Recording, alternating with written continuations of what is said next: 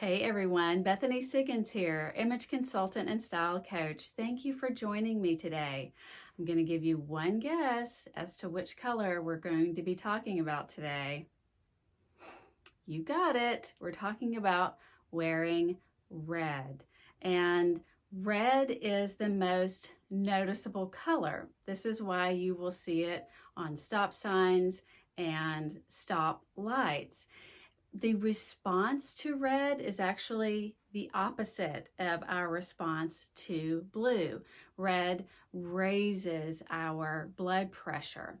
So all color has vibration, which we're not really in tune with or aware of if we have all of our five senses. But Helen Keller, for instance, could tell a color based on its vibration, and red vibrates the highest. So it was very easy for her to recognize red colors under her fingertips.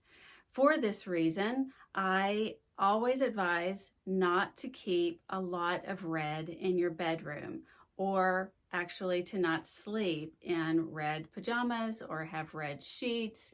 You may not be aware of the vibrations, but your body may not find a restful sleep because it's picking up on those vibrations.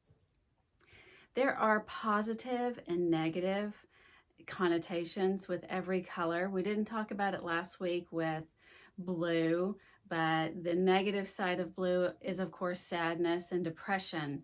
The positive definitions, meanings that we get from red are love, bravery, and passion, and the negatives are aggression and anger.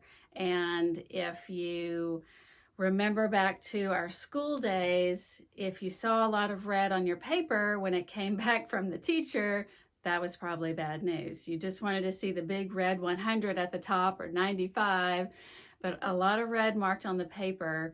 So our eye goes to red. And for that reason, if you want to stand out at an event, of course, wear red. If you want to be an observer, then choose something else. I showed you the color wheel last week, and I want to revisit it. As I explained last week, true red and true green are not considered warm or cool. However, as you move towards the blue side of the spectrum, you get your cool reds. And then as you move towards yellow, you get your warm reds. So a lot of people say they don't enjoy wearing red. And I understand that true red is a difficult color to wear. So I wouldn't necessarily put a lot of people in true red. This is an example of more of an orangey red, a warmer red, if your client happens to be, or if you happen to be my client, in warmer tones of body colors. There's also reds that move towards the cool side. They're pinkier and more purple. And then, of course, as we add white to red, then we start to get into those pink tones. So anytime a client tells me I don't like to wear red, I always enjoy having a conversation about it and getting a little deeper to really figure out, is it just true red or is it all tones of red? A lot of people can wear some softer, rosier, pinker tones really well. Those with rich, deep, dark coloring wear bright colors, maybe a hot pink really well. And those color fans that I showed you last week, it's probably not going to be a surprise to you that the person with the softer coloring has some very soft reds in her fan. More, you might see like this raspberry here, but for the most part, you might even call these rose colors rather than reds. But I always call them reds because they're in the red family. And then the person with the deeper, richer coloring does have that true red on her fan. Also some bright pinks and just some brighter red colors in general versus the fan that I just showed you where she was softer and these colors would be a little too strong for her.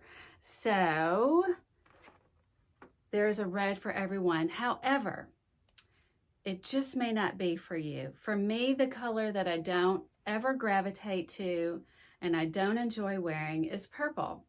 And so I would tell you, if reds don't feel right, any shade of red, whether it's coral or pink or, anything in between, then I'd say don't do it, because image is about being natural. It's about feeling right. It should never feel forced. It should always feel like you. And that's it. Red is a lot of fun. It peps you up, gets you going. So it could be a great color choice if you're feeling a little low on energy. And next week, I'm going to be talking about green and the meanings and how to wear that well. And that's it, folks, for this week. Thanks for joining me. And remember, you are amazing just as you are.